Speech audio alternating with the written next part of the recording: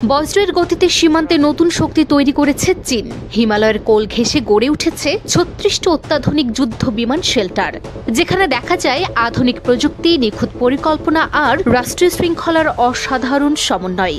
সামরিক কৌশলে এটি নতুন মাত্রা যোগ করেছে। আর ঠিক এই কারণেই চরম চ্যালেঞ্জের মুখে পড়েছে ভারত। সব মিলিয়ে হিমালয়ের কোল ঘেঁষে বাড়ছে উত্তেজনা, আর তাই নতুন করে প্রশ্ন উঠছে, চীন কি তবে সীমান্তে শক্তি প্রদর্শনের নতুন খেলা শুরু করেছে? আর খেলা শুরু করলেও ভারত এত চিন্তিত কেন?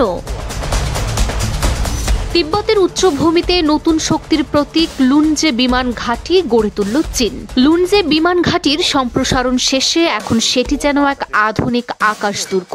৩৬টি সুসজ্জিত বিমান আশ্রয় কেন্দ্র, নবনির্মিত প্রশাসনিক ভবন ও ঝকঝকে অ্যাপ্রনে তৈরি এই ঘাঁটি সীমান্ত প্রতিরক্ষায় চীনের প্রযুক্তিগত উৎকর্ষের সাক্ষ্য বহন করছে। অরুণাচল প্রদেশের সীমান্ত অঞ্চলে অবস্থিত ভারত চীন সীমারেখা ম্যাকমোহন লাইন থেকে মাত্র ৪০ কিলোমিটার দূরে অবস্থিত এই ঘাঁটির প্রতিটি ইঞ্চিতে মিশে আছে নির্ভুলতা, শৃঙ্খলা